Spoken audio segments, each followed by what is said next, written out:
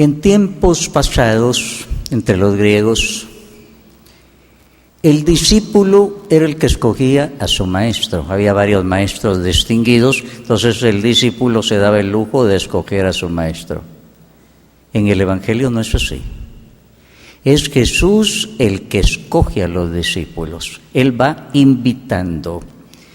Jesús comenzó a predicar y la gente comenzó a admirarlo también. ¿Quién es este Señor? Lo que está diciendo tan bonito. Comenzaron a seguirlo y el Señor se iba fijando.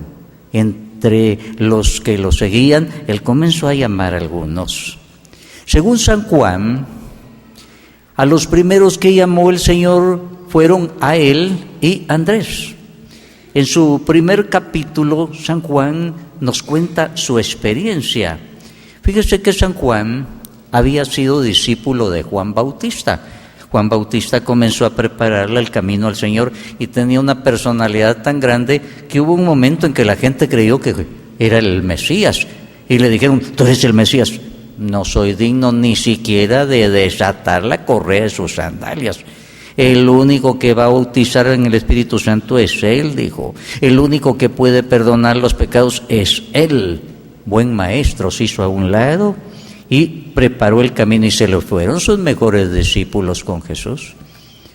Lo cuenta San Juan. ¿Cuál fue su experiencia? Dice San Juan que un día Jesús iba pasando y entonces él y Andrés iban atrás temerosos, como con miedo de preguntarle algo, y dice que Jesús se volteó y les dijo, ¿qué están buscando ustedes?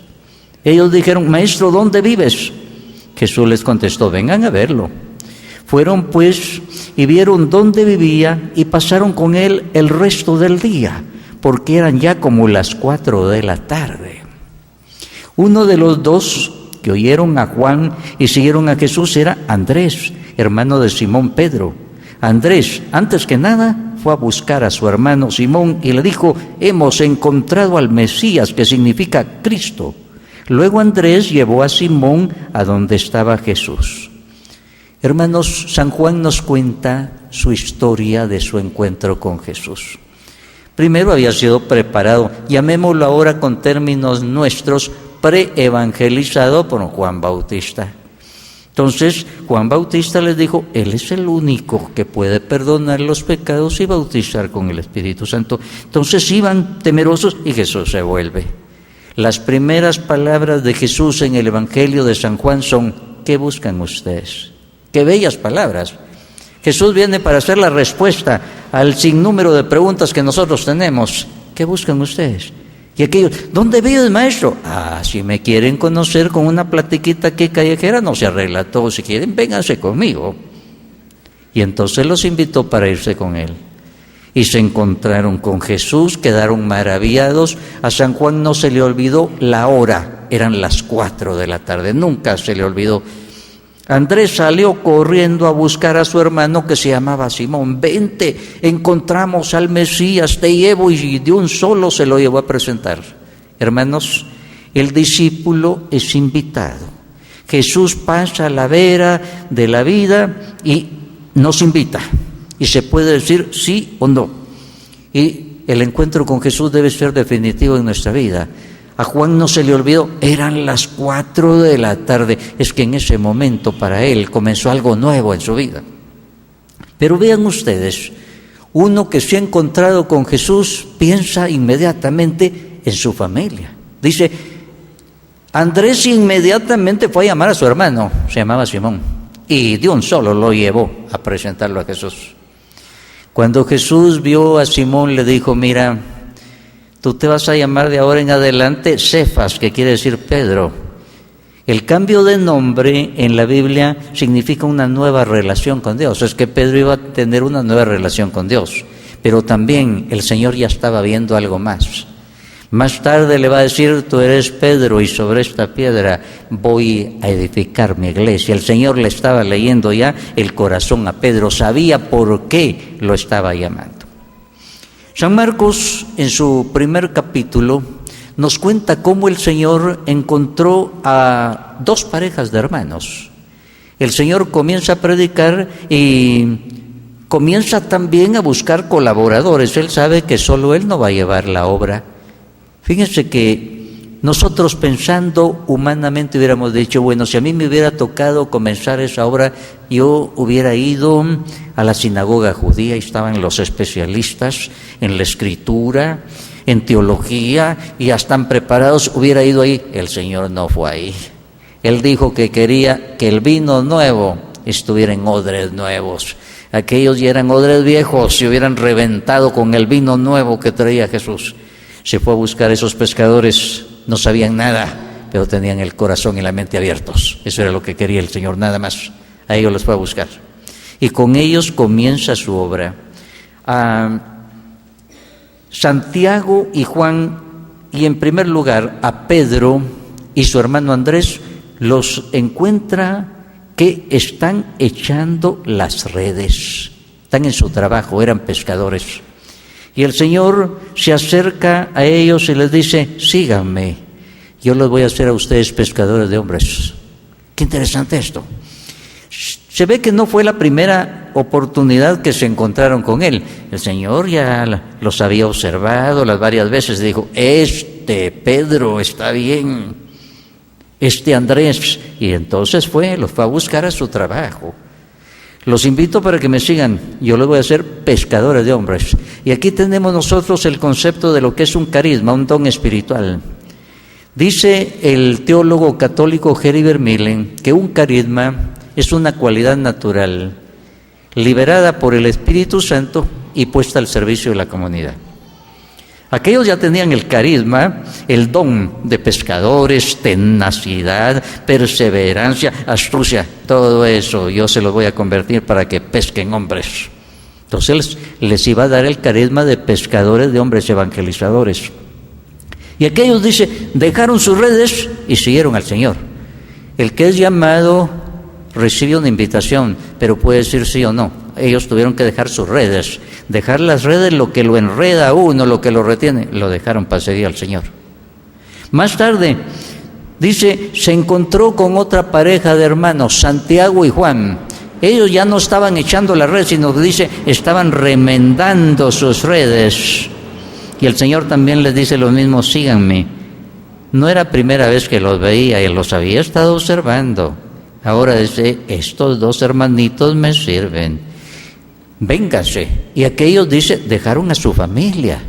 Y esto de que mencionen la familia es muy importante porque la familia forma parte del discipulado de todos los demás. Toda la familia queda involucrada. Aquellos tuvieron que renunciar a esos dos hermanos para que se fueran con Jesús.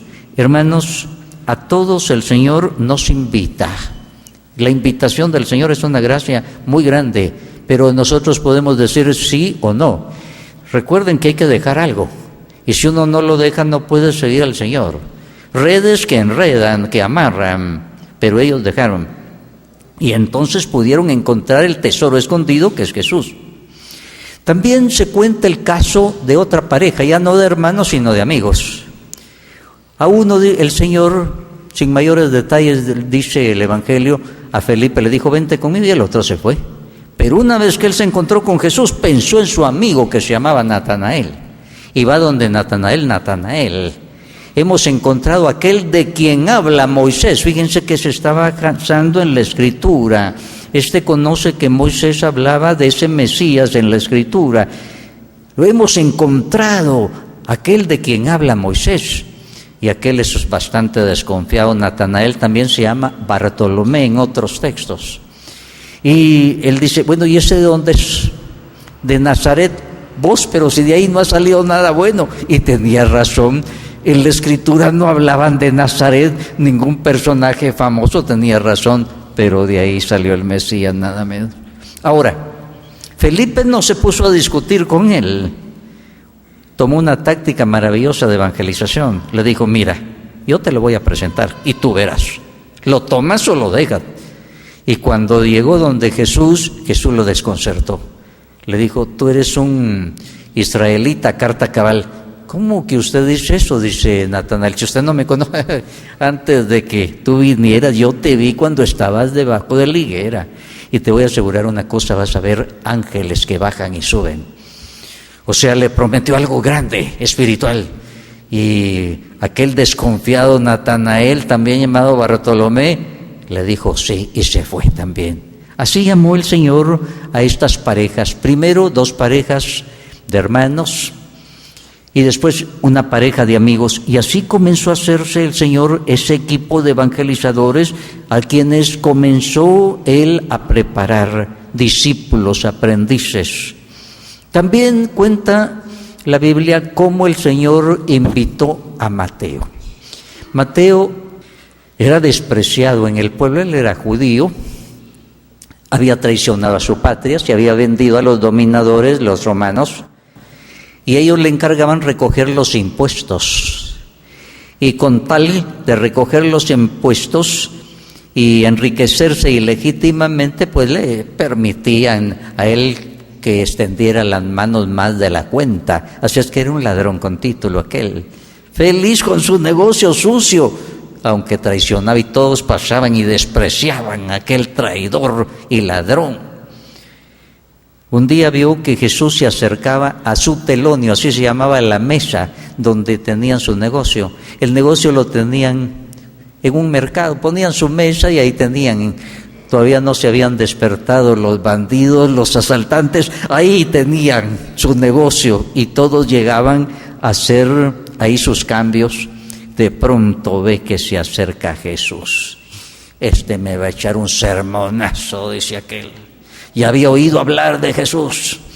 Se le acerca a Jesús muy sonriente y le dice: Mateo, te invito para que te vengas conmigo. Quedó desarmado Mateo. Lo había sorprendido con las manos en la masa y lo invitaba para que fuera de su grupo. Quedó desarmado y conmovido. ¿Cómo era eso que el Señor hasta sabía su nombre? Le dijo su nombre y lo invitó. Aquel no pudo resistir y se fue. Y no se arrepintió. Al poco tiempo se ve que Mateo, como en ese tiempo no sabía evangelizar, lo único que se le ocurrió para atraer a sus amigos y que conocieran a Jesús fue organizar tal vez una cena. Invitó a sus amigos, que les digo eran amigotes como él, ¿verdad? Malos. Pero él quería que conocieran a Jesús. El gran evangelizador, más tarde Mateo, en ese momento no sabía evangelizar. Todavía no había aprendido, no había pasado por el discipulado. Y entonces él organizó esa cena para que sus amigos conocieran a Jesús. La organizó en su casa. Hermanos, el que se encuentra con Jesús no es llamado para que sea infeliz. Mateo se encontró también, que dijo: voy a invitar a mis amigos, que ellos también experimenten esto, que conozcan a Jesús. Fíjense que Mateo tuvo que hacer una opción muy difícil. Su negocio era sucio, pero le daba dinero. Ese ganaba bastante. Y sin embargo, él tuvo que renunciar a aquello malo, pero encontró el tesoro escondido, encontró a Jesús. Y por eso se dio el lujo de invitar a sus amigos.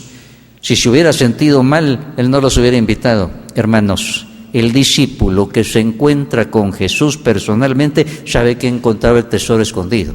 Y entonces automáticamente se vuelve discipulador, busca a otros para que sean discípulos y para llevarlos a Jesús.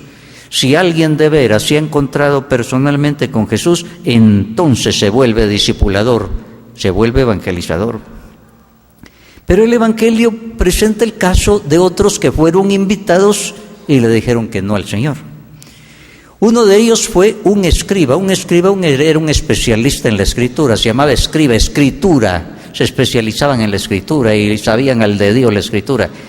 Y se ve que oyó hablar al Señor y se entusiasmó y le dijo: Señor, te voy a seguir a donde quiera que vayas. Y uno dice: qué hombre tan bueno.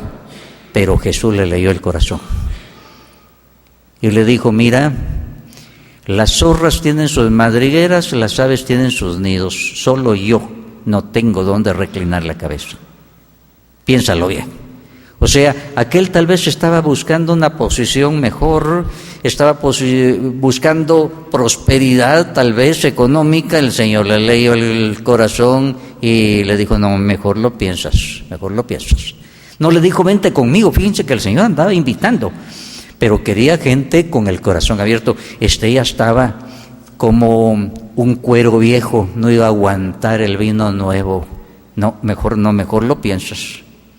También se da el caso de otro, a quien personalmente Jesús va a invitar, vente conmigo, y aquel se ve que no se atrevió a decirle no, y entonces buscó una excusa bonita y piadosa. Le dijo, Señor, yo te voy a seguir, pero cuando entierre a mi papá. No quiere decir que el papá había muerto y que tenía que irlo a enterrar, nunca el Señor le iba a impedir que fuera a enterrar a su papá, no. Aquí en el contexto quiere decir, cuando muera mi papá, entonces te voy a seguir. Buscó una excusa bonita para decirle que no. Y el Señor le dijo, mira, deja que los muertos entierren a los muertos, tú ven a proclamar el Evangelio. O sea, para enterrar muertos hay un montón, pero para proclamar el Evangelio no. Pero aquel no le dijo sí, no le dijo sí, sino que le dijo no. Hermanos, de estos hay muchos en la iglesia, andan buscando excusas. Algunos dicen, cuando yo me jubile, entonces me voy a dedicar al apostolado en la iglesia. No lo queremos con ataúdes, estimados hermanos. Mejor quédese. De esa clase de gente no quiere el Señor. El Señor, cuando llamó a sus apóstoles, eran jovencitos. Yo me imagino que Juan tendría unos 17, 18 años, así como un seminarista.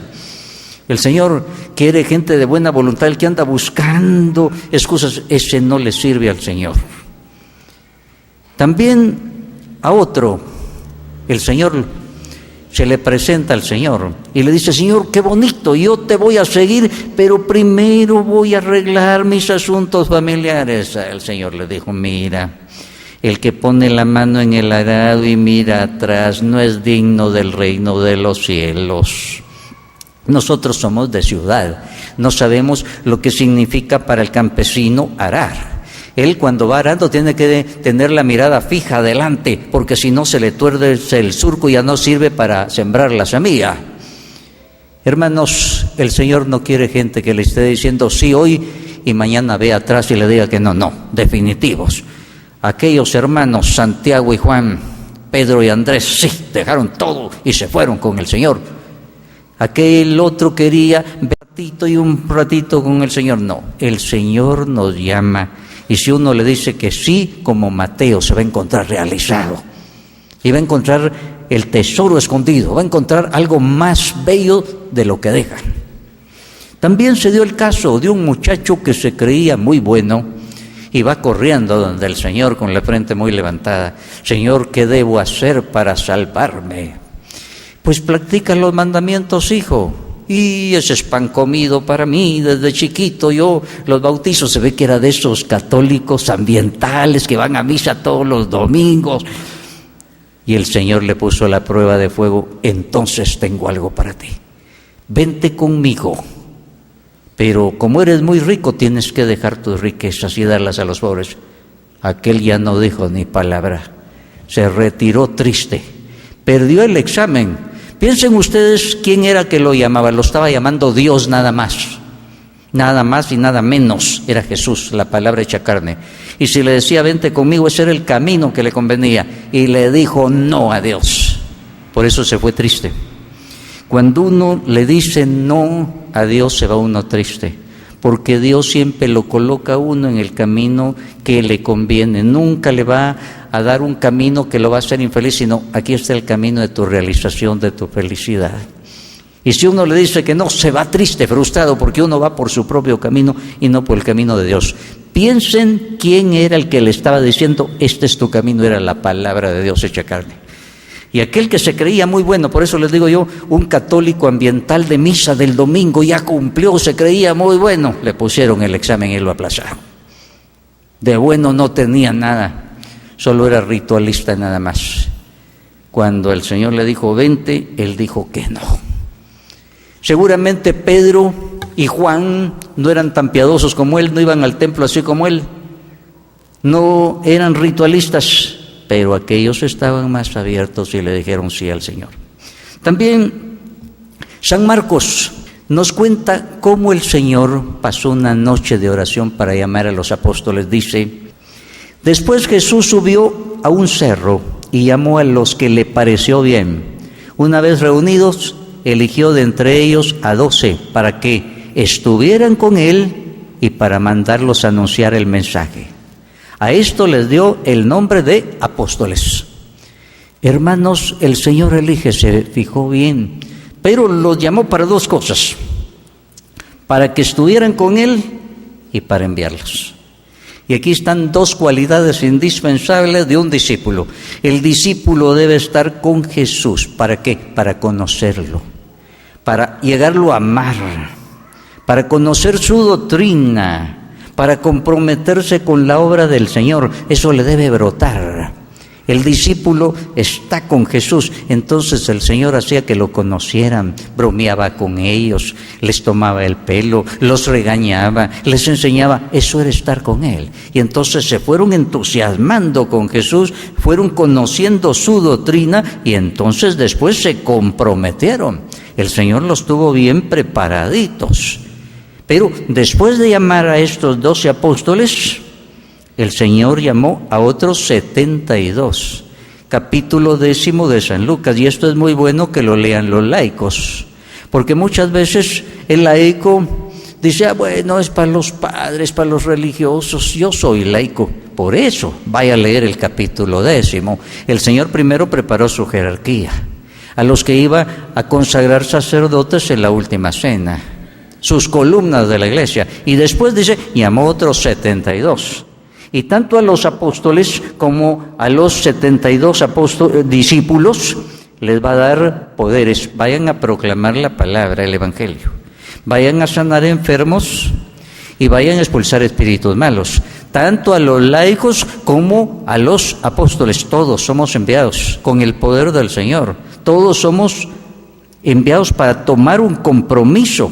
El Señor sabía que solo le quedaban 3 años, tenía que aprovecharlos bien, y entonces formó bien primero a sus 12 apóstoles y después a sus discípulos. Pero vean ustedes estas dos cosas indispensables: estar con Jesús. El discípulo es el que tiene que pasar con Jesús, conocer su doctrina, conocerlo de cerca, tener intimidad con Él, llegar a un encuentro personal con Jesús, llegarlo a amar. La mayoría de los que vienen a la iglesia no han tenido un encuentro personal con Jesús.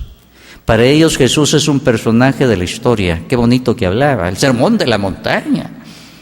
Resucitó a Lázaro, multiplicó panes, pero Jesús allá lejos, no un Jesús aquí conmigo. No ha habido ese encuentro personal. ¿Por qué no hay ese encuentro personal? Porque no han pasado por la escuela del discipulado. No han aprendido a conocer personalmente a Jesús, conocer su doctrina, la teoría y la práctica. Entonces Jesús es un personaje del libro, de la historia. El gran regalo que Jesús nos ha hecho cuando hemos pasado por el discipulado es llegar al encuentro personal con Jesús. Por eso el mérito de los grupos apostólicos, los movimientos apostólicos de la iglesia, ellos son la avanzada en la iglesia, los que nos han enseñado a ser discípulos. Los demás son un montón de masas, estimados hermanos, que nunca se comprometen en nada. En los movimientos apostólicos lo enseñan a uno a amarse, a perdonarse, le dan misión, le descubren a uno sus carismas, lo envían, lo regañan, lo ayudan a levantarse. Los movimientos apostólicos de la iglesia son los únicos lugares donde ha habido discipulado en la iglesia, porque en el montón de gente en la misa el día domingo no puede haber discipulado en todo el sentido de la palabra. El discipulado es de pequeñas comunidades. Allá hay una proclamación masiva. Acuérdese que el Señor tenía esa predicación masiva, pero después su ministerio privado con las pequeñas comunidades. Y esto es lo que nosotros debemos atender. Es un error muy grande cuando un sacerdote llega a una parroquia y dice: aquí se van a terminar todos los apostolados, vamos a seguir solo este método pastoral. ¡Qué error tan grande! Cuando el Papa, los cardenales, están precisamente alabando los movimientos de la iglesia, porque son los que han sostenido a la iglesia con los discipulados. Son la élite en la iglesia, los demás son un montón. Los que no pertenecen a comunidades apostólicas en la iglesia se quedan con un cristianismo light, suavecito, y por eso con ellos no se cuenta para nada. Por ello, ellos nunca se comprometen Ellos solo están para que los sirvan. Muchos llegan a la iglesia para que les bauticen a sus hijos, para que los casen, les entierren a sus muertos, para que los confiesen, pero nunca sirven en la iglesia. San Pedro dijo que en la iglesia debemos ser piedras vivas. Muchos son como esas columnas de la iglesia. Qué bonitas las columnas, pero nunca han evangelizado, estimados hermanos. Nunca han ayudado a un hermano. Muchos están como columnas, piedras muertas. Por eso el Señor a todos nos llama. Pasa a la vera de nuestro camino, ahí donde estemos. Los hermanos Santiago y Juan estaban remendando sus redes. Pedro y Andrés estaban echando las redes. Mateo estaba en su negocio sucio. Natanael andaba desconfiado. Llegó su amigo Felipe y fueron llamados también. Un día pasó a la vera de nuestro camino el Señor y nos llamó. Hermanos, el Señor quiere que estemos con Él. Que para nosotros no sea un personaje de un libro de historia, que sea alguien con quien nos encontramos el tesoro escondido. Y por eso mismo, que nosotros, como salió corriendo Andrés a llamar a su hermano, salgamos corriendo en primer lugar a invitar a los de nuestra familia, a nuestras comunidades. Entonces nuestra iglesia no va a ser una masa amorfa de huesos secos, sino el ejército del Señor, esa iglesia viva que nosotros estamos buscando de discípulos y misioneros. Que así sea para todos nosotros. Amén.